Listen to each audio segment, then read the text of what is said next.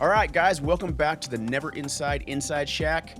We're back here again. I'm Luke with Never Inside, and I've got a great guest today that I really wanted to introduce to everyone. We've got a new product out on the website. It's called the Lifespark Firestarter. Got an example of it right here. This thing's super legit. We're going to talk about it on this podcast, but I wanted to introduce Sam Seitler, and you were the creator of the Lifespark, and I really wanted to say thank you again. For those of you, who is everyone that's watching this right now, that don't know, we've already done this podcast once, and yours truly didn't hit record. So bear with us here. Thanks for coming to a second time, Sam, even though it's the first time anyone's seen you on this channel. But feel free to introduce yourself, man. I appreciate you. Yeah. Hey, I'm Sam Seitler. I invented the Lifespark. Got tired of going out into the woods with fire starters that didn't hold up to my standards, so I decided to take a couple of years off from work and invent my own fire starter. And here I am 5 years later, and it's great. That's awesome, man. Now, you're selling these currently, besides now on my site, on neverinside.com, but you're mainly selling these on Etsy, correct? Etsy and SeitlerGear.com. But Etsy I'm sorry. Biggest. Yep. And your website, SeitlerGear.com. Cool. So I'm holding one here, so you guys check this out. I'm going to explain it a little bit, and then I'll let you kind of really dive into the, all the features and stuff like that. Gotcha. So we got, it's a billet aluminum. You know what? Let me just go ahead and let you tell us. All right, great. You'll do a better job. Okay. Yep. And I have mine right here too. So perfect. Hey, that looks familiar. Yeah. So it's milled from a solid piece of aluminum. Both the caps come off, so you have your tinder inside. And this cap prevents your ferrocerium from falling out and getting lost because it can't pull out until you thread that off. And nice. You can push the tinder through both sides so you don't get anything stuck in the bottom of it. Pull your tinder out, put your ferrocerium in there, and you get your sparks. Carries enough tinder for about 13 to 15 fires. Obviously, if it's really damp and you want to use all the tinder, you can, but usually not necessary. So, that's basically what it does. That's cool. Just sitting here, just that one spark that you just did with it, watching that, and granted, I've obviously tried it myself now, but I've used lots of ferro rods, and it's not always that easy to get that good of a spark. You really got to get in with that little metal thing that typically comes with them. You really got to get in there sometimes to get it working good the way you need it to, especially if you're like in a damp situation or something like that, and you need the big sparks. Well, for me, I'm sorry. Go ahead. No, please. Oh, for me, growing up in Michigan, do a lot of whitetail deer hunting. And so I'd always find myself out in the woods, you got your hunting gloves on, half the time they're wet, it's cold, you get a fire going, and you got these big gloves on. So you got to take your gloves off to use the little, scrapers and all that. Mm-hmm. And especially if it's cold enough out, it freezes to your fingers, that sort of thing. So with this design, it's not bulky, but it's big enough that you can use it with gloves on, And it just the size of it and the design of it made it a lot easier than the smaller, like keychain fire starters. Right. Yeah, it's in the pictures when I saw it before I actually got this thing in the mail. And by the way, thank you for this. It was a nice gift. I appreciate it, and I'm really looking forward to actually using it in the field. But in the pictures, it looked bigger. Yes. And which it was fine, but it was almost like, well, I don't want to be carrying this big giant thing around. So to hold it in person, it doesn't feel that big. This is definitely something that could just easily go in your pocket, no problem. Especially if you are, using this cavity as, something to store some of the other survival stuff in, keeping it waterproof and all that, right? So yeah, I'm really impressed by it still seeming to do exactly what it looks like it can do in the picture, but not being as humongous as it looks. If that makes any sense. Yeah. When we do our trade shows, we've had so many people come up and they're like, "Oh, I expected this to be heavier. I expected it to be bulkier," and they slip it in their front pocket or their back pocket. They're like, "I don't even really notice that it's there." It's kind of like carrying around a small mag light. Absolutely. And as you know, I'm a survivalist to a certain extent myself. I was on Naked and Afraid. So when I look at and use and try out lots of different, bushcraft items, fire starters, specifically in this scenario, and they don't seem like they're this kind of quality. Okay. Yeah. And then on top of that, when I look at something like this, I immediately start to just kind of go through my head, like what are all the different things this could be used for? So different scenarios. So I know you've got the center cavity that I think you said is about 3.5 cubic inches. Yes. Something like that. Okay. Plus. So, yeah, and that's designed to hold the tinder and or whatever other survival items you need. And that's obvious, right? But in my mind, I'm thinking, what else could it be used for? So let's say, one of the things that popped into my head is, let's say you're out on a hike or a backpacking trip or whatever the case may be, and you find yourself in a survival situation, and water is an issue. So, let's say you have a distance you need to travel and you have nothing to carry water with. This could carry water. You could find you get your water source, but you're obviously not able to stay there for a long period of time. So you can get hydrated up, and it may not be a lot, but I'll tell you what, 3.5 cubic inches of water is going to be a whole lot better than no water when you find yourself 20 miles down the road and you're still not finding any more water. Exactly. Yes. So that was one of the first things that popped into my head. Another thing that I thought would be kind of cool with this thing is now granted, I understand, it obviously has the ferro rod, and that's the whole point of this thing, is to start fires. But let's say you're a big dummy, okay, and you use this thing, and then you decide you're gonna set this down, right after you start the fire. You spark it. Oh, look at me! I don't know how to use it. Okay. You spark it. There it goes. There you go. Now it's burning my phone down. And then you set this down here. Good. Go ahead. Okay. You set it down. You get your fire going. You forget about it. In a hurry, you put this back in your pocket, and now you've left your fire rod sitting back 20 miles away. But you still got your cup, at least, right? Yeah. I think that you could still start a fire with this. I think that you could do a piston fire, or what do we call that when you you can take a stick. A piston. Yep. That is right. Okay. Fire piston. Yep. Yeah, fire piston. That's what I just said it backward.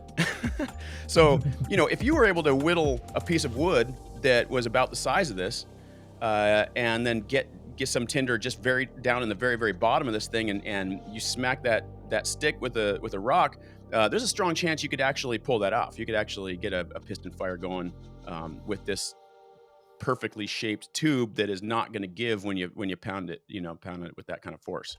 Right. So that was just another thing that popped into my head that would be really cool.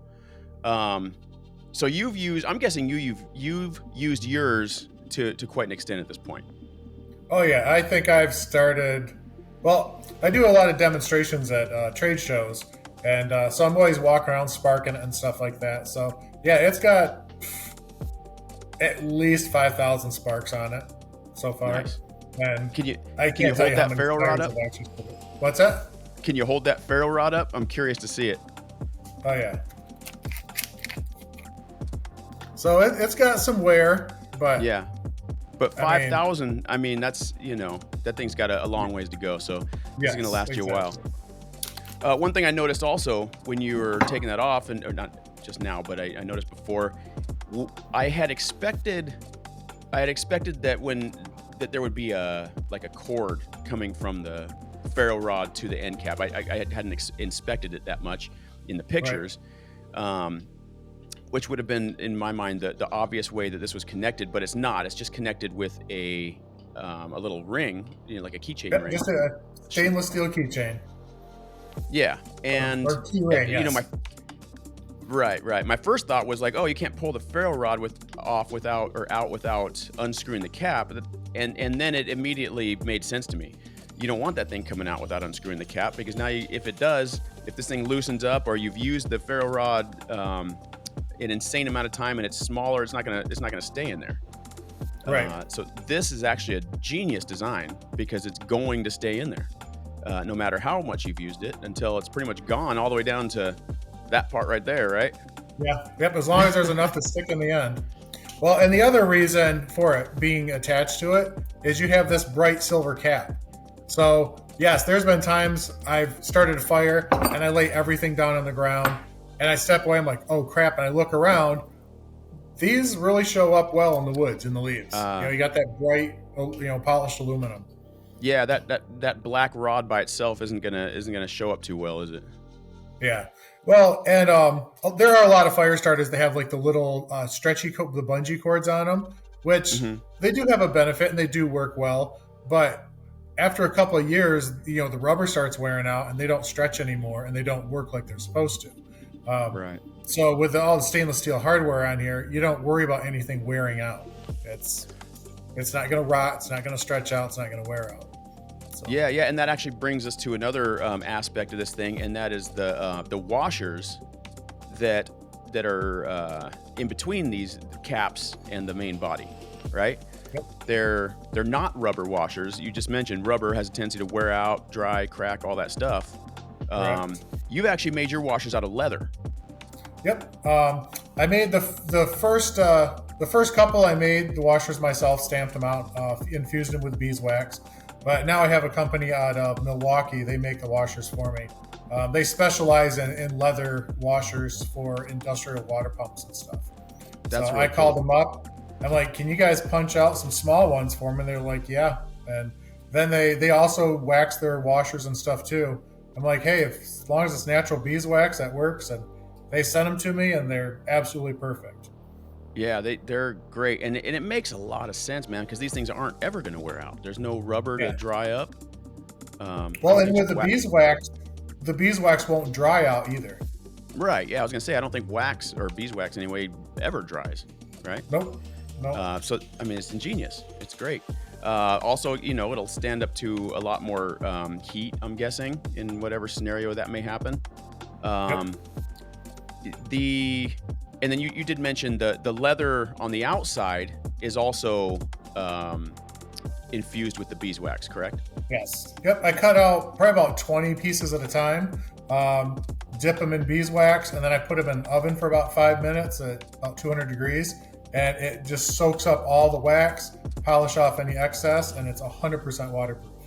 And it does give it a little bit of fire resistance. You can see it'll get a shine if you set it next to a fire.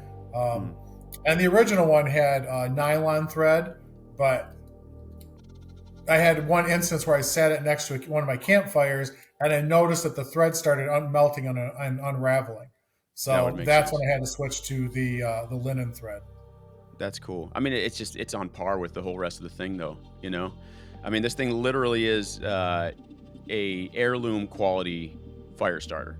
I mean, this is something I can literally see that I have every intention of passing this down to my daughter and her carrying it around forever. Yeah. It's pretty cool. So another thing about the striker on this thing is that you've mentioned this in some of your descriptions that I've seen, is that it's obviously just a little piece of steel right there, but it's got actually 4 edges for striking. Yep. So yes. Go ahead and explain that if you don't mind. Yeah. So originally when I'm not a metallurgist by any means, but when I was designing this, I wanted something that wouldn't corrode, and I wanted something that would hold an edge really well. So I talked with a metal manufacturer, and they have this product. It's a 440A stainless steel, and it's hard to a Rockwell 56, which is like harder than any hunting knife you'll find. And so I put it on there and tested the hell out of it. Put probably 5,000-6,000 strikes on one, and it had not dulled at all. And that's when I realized one edge is good enough. But since I'm polishing it up from the laser cutter anyways, I might as well grind all four corners. And and with the screws that are in it, if you did damage an edge, I haven't tried it, but I guess if you smacked it against a rock or if you dropped it, you could maybe put a dent in that edge or something. Mm-hmm. You just loosen up the screws with a hunting knife or a dime or anything, flip it over, you got a fresh edge. That's cool. I think you're right, though. I think that you may need to flip it over once in your entire life, it seems like. Yeah. And this one, I'm still using the same edge, too. So this striker's never been flipped. That's cool. These things are really nice, man. So you mentioned you go to trade shows. Which trade shows have you been to? Which trade shows are you planning on going to? So far I've just done the hunting and knife shows here in Michigan. Okay. There seems to be one every other weekend somewhere. Yeah. Yeah, we got to get you to some bushcraft shows. I feel like there's got to be some. I personally haven't. I haven't come across any here in Michigan yet. There's some out of state, which, at some point it's a good excuse to get out and have an adventure and, travel out of state and go somewhere and do a trade show. Absolutely. Maybe we can get together for one of them. One that I would like to attend that I think would be really good for this would be the Blade Show. You ever heard of the Blade Show?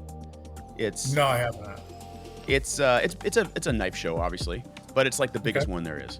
And I think there's one on the East Coast and one on the West Coast. I'd have to double check that, but it's the big one. And the reason I even know that or think of that is because obviously I have a lot of friends that were on Naked and Afraid, and every time the Blade Show comes up, a bunch of them are at the Blade Show, and as survivalists, they're obviously, any survivalist is going to be big on knives, but which is why they would be there. But they're all there, and there's all other survival equipment there and stuff like that. And I think it'd be a great spot for you to really promote this thing to a larger audience. We'll have to look into that. Maybe we can meet up there, and I can go there for Never Inside. You can go there for Seitler. We can maybe get a booth together or something. Yeah, definitely. I was actually planning a motorcycle trip out to California this spring. So really, swing by and meet up. Yep. That's pretty cool. When you do those motorcycle trips, do you go by yourself, or do you have like some friends that go with you, or is that just like a lone thing? I pretty much ride by myself. I've got I got a couple of buddies. We've been riding the past year. Last summer we did a few rides. They're newer riders, so nothing really long distance like California. But right. Yeah, I'll ride for a week at a time by myself. I just love being out in the wilderness, and I've got an adventure bike, so it's I can get on the expressway, travel 1,000 miles, and then spend the next week in the mountains and hitting 2 tracks and single tracks with it. Man, that's cool. And then I'm guessing it's kind of your version of an overlander, right? So I'm guessing you have your tent and all that stuff, and you just camp. I never carry a tent with me unless my wife's with me.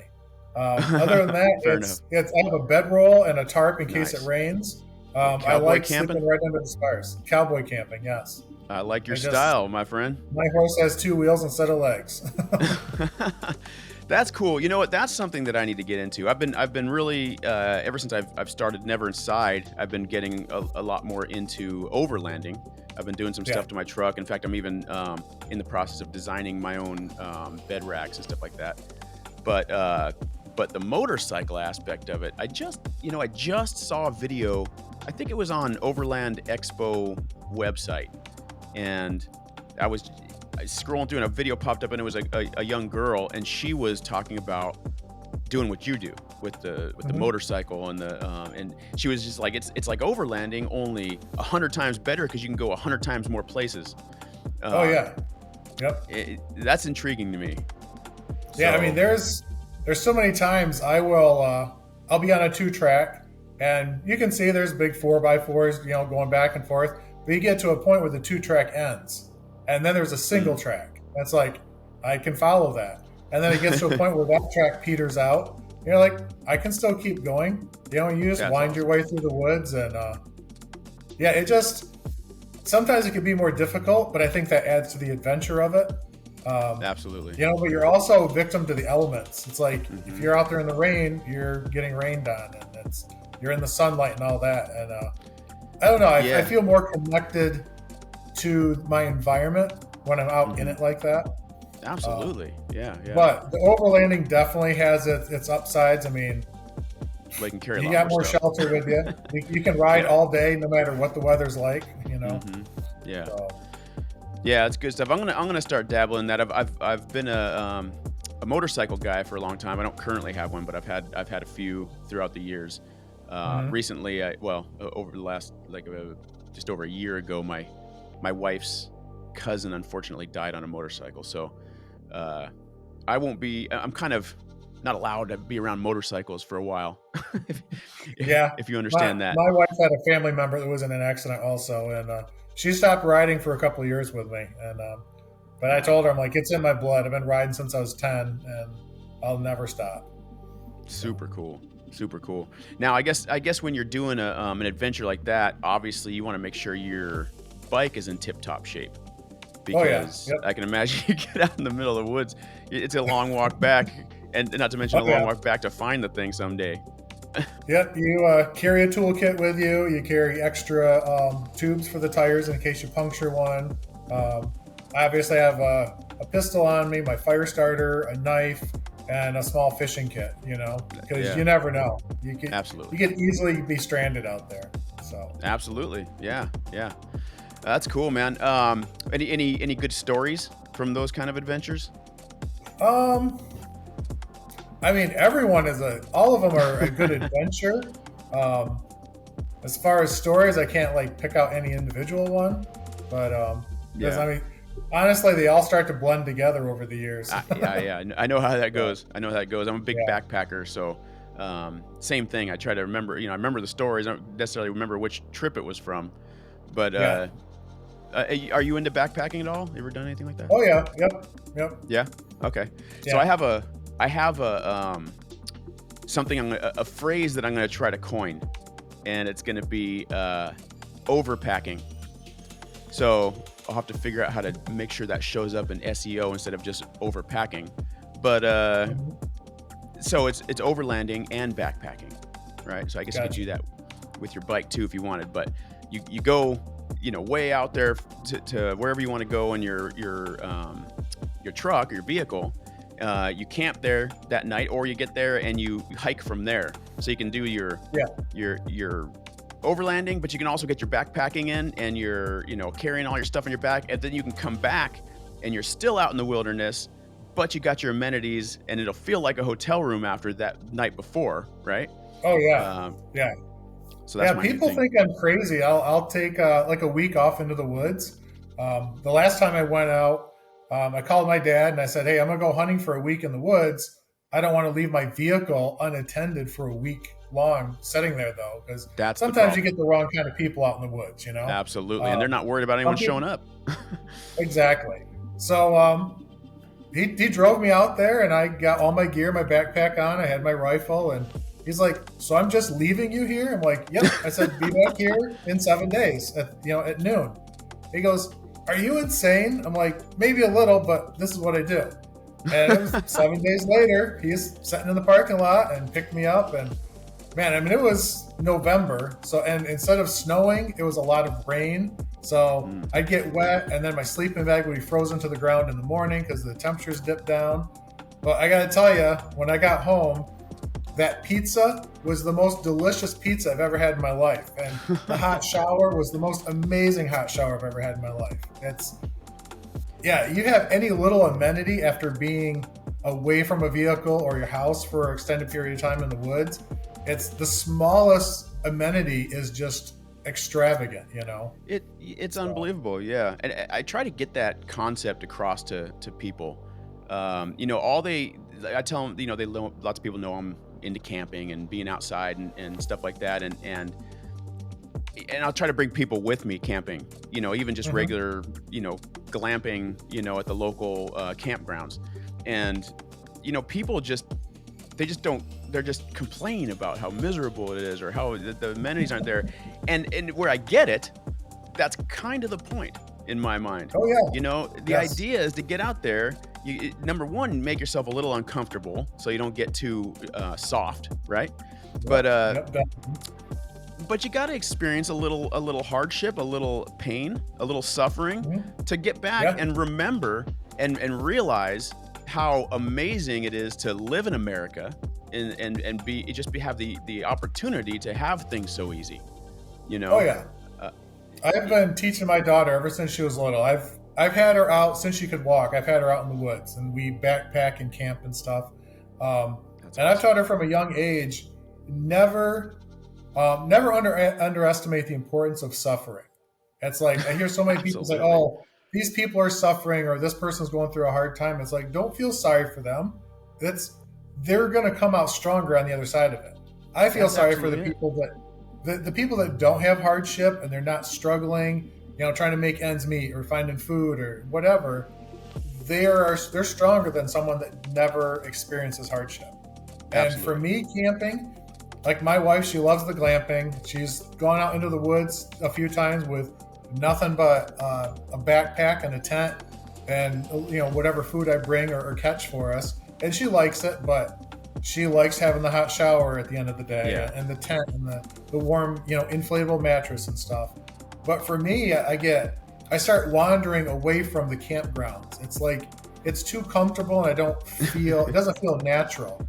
It's a house without all the nice stuff, but for me, it's when I'm cold and I'm shivering and I get a fire going, the dopamine uptake from that it's so much more than sitting in a warm house watching a movie and eating popcorn, because you get numb to it.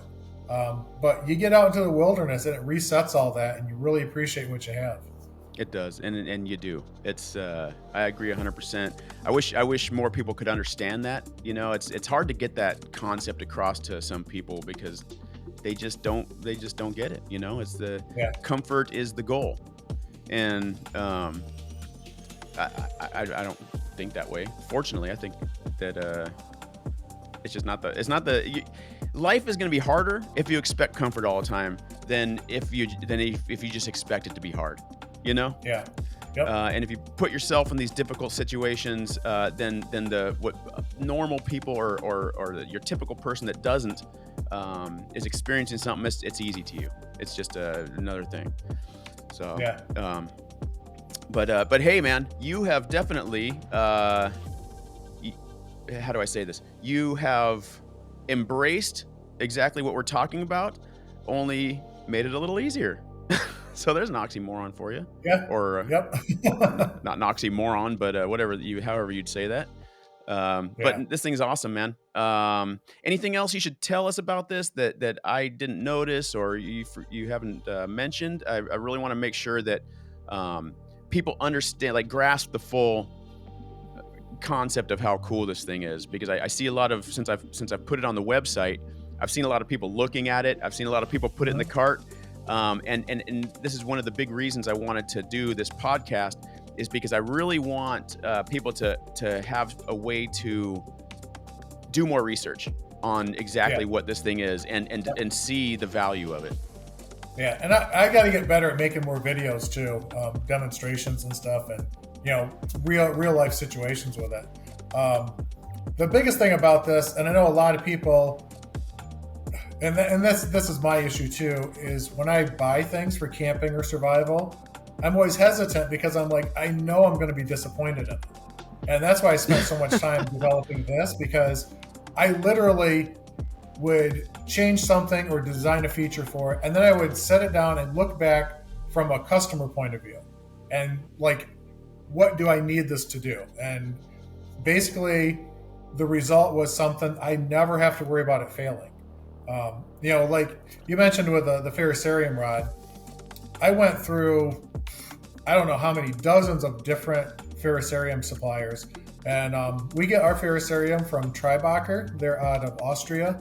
And they've been making this, they use the same So the same formula and the same chemicals in their ferrocerium rods since the 1920s, and they have not changed the formula. And these are the highest end, most durable, most expensive ferrocerium rods you can find.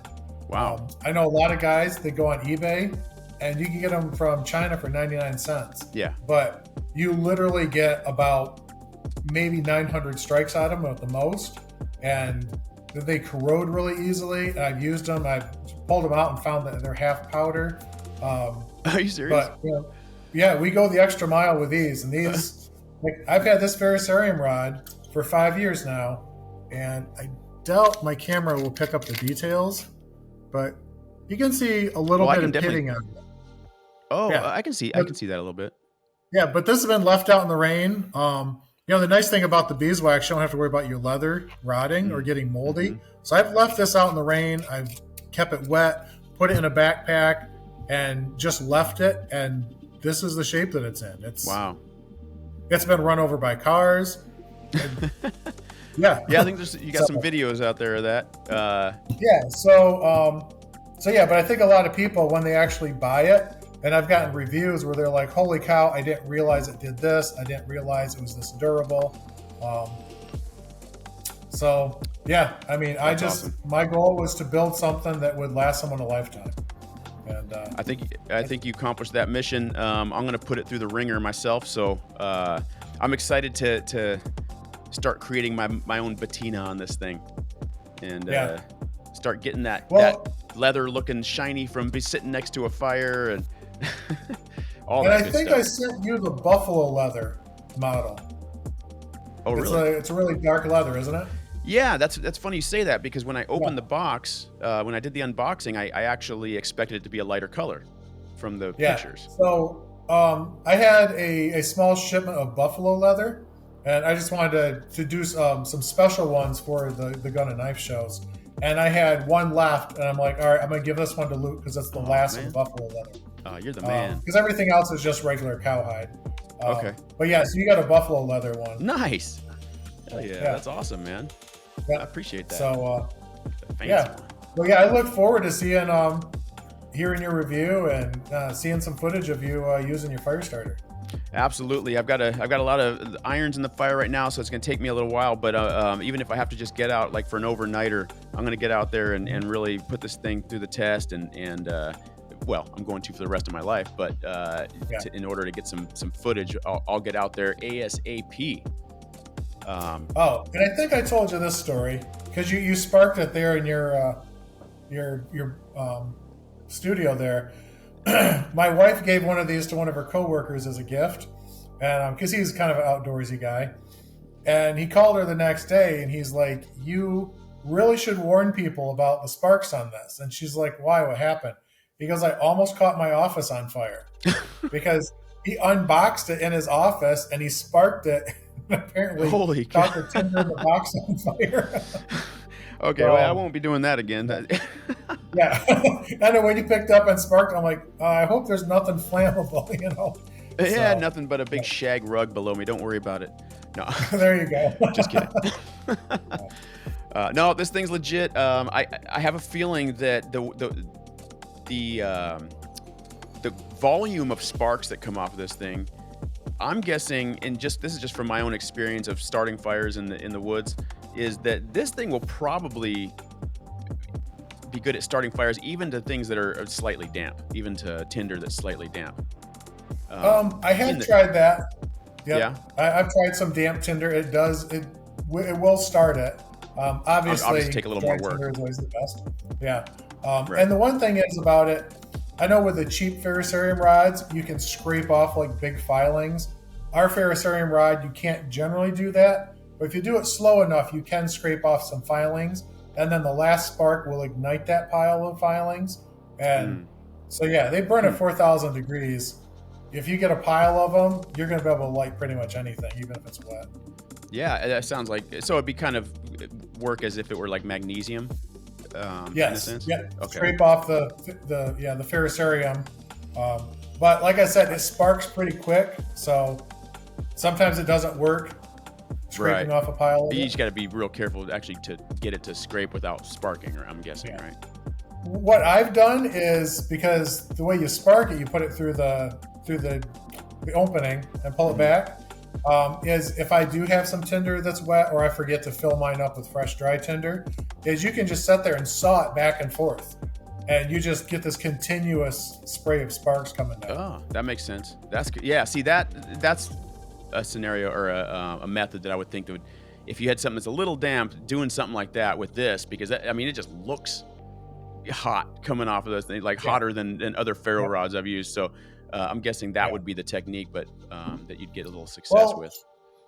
And when I designed this, that was one of the things, because I always had the kits where you'd scrape it forward, but half the time I would like knock my tinder pile down, or the sparks would just fly everywhere. I'm like, how can I concentrate the sparks in the tinder pile? And that was the reason for this design, is you put your tinder pile underneath of it on the ground, and you literally hold this down, and when you pull this back, all your sparks pile up and then fall down into the tinder. So that makes sense. You're not losing any sparks. They're all concentrated right there. So yeah, if you saw this back and forth, I mean, you just get thousands and thousands of sparks concentrated in that tinder.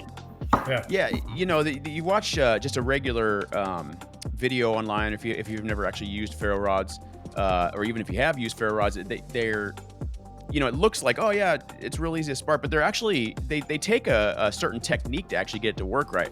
Like I always assume that people know how to use them, and then they're easy things to use, but then I'll go camping with someone that's not quite the outdoorsman that I am, and they're sitting there, like it's just this foreign thing to them, and they can't get it to spark, and they're, like you said, they're smacking the tinder pile with the little scraper, and and there's different techniques for doing it, but I mean, technically, if you really want to get a hot fire, you really need to hold that scraper in place and pull the striker away, because that's what's going to make sure that it's focused on that tinder you're doing. And this is literally, number one, a huge handle to hold on to, but it's designed to almost force you to use the proper technique of holding it in place and pulling away. Exactly.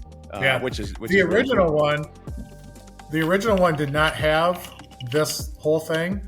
This here was basically screwed onto here.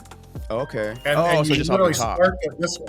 Yep. But then I realized if I put it on the side, you do it this way, then it will fall down into the tinder. Yeah, that's great. So, and then this whole feature also acts, you can clip it onto a carabiner. Oh yeah. So it had a dual purpose. And then of course the bottle opener, right? Yeah, and the bottle opener, yes. That's an obvious it's not camping if you don't have a couple of beers in your backpack. That's right. I don't drink anymore, but when I did, I would always sacrifice, the extra weight to bring a few beers with me for the first location. It was worth it, because I knew I'd drink them and I wouldn't have to carry the weight anymore anyway. Those and a steak. I always like to bring a steak with me and cook it on a rock. That's the best. But or you find your steaks. Or you find your steaks. I mean, that's real camping right there. That's mountain man shit. Yep, I've done it a couple of times. I've tried. I've done it on Naked and Afraid. I've eaten wildlife out there in a survival situation, but I've tried to go out and just do trips kind of like yours, where I'm out there for a few days and setting traps and stuff like that. And this was earlier on, before I was at all experienced in survival, and I just really had no luck with it. But I want to go out there with you one of these days. Maybe we can plan a trip. I'd love to get out there and do that. I don't have any friends here that are willing to do that kind of stuff anymore. Yeah, same here. They all think I'm crazy. Yeah. I haven't done one in quite a few years. Just because, you have kids, you get married, and things take priority over, Absolutely. Yeah, you feel guilty taking a week off. Your wife's at home with the kids. It's like, well, that's not fair. I'm out here in the woods having the time of my life, and she's working, getting the kids to school and stuff. So yeah. But both my kids are graduated now, so now I'm getting back into the things I did when I was younger. Yeah, that's what I'm waiting for. I got a ways to go though. I started a little late. I got a 5-year-old, so fortunately my wife understands that I start getting antsy after a while, and she's willing to let me go do my trips here and there. But yeah. Well, hey Sam, I really appreciate you coming on a second time with me on the Never Inside Theory.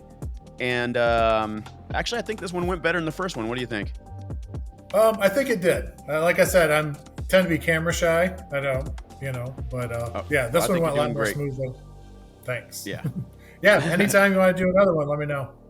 For sure. We'll definitely do that. Maybe after I get out there and test this thing out. But oh yeah, definitely. Yep. I appreciate your time, Sam. You've got a great product here, Lifespark Firestarter. Go check it out at seitlergear.com. Is that correct? Yep. Or neverinside.com or Etsy.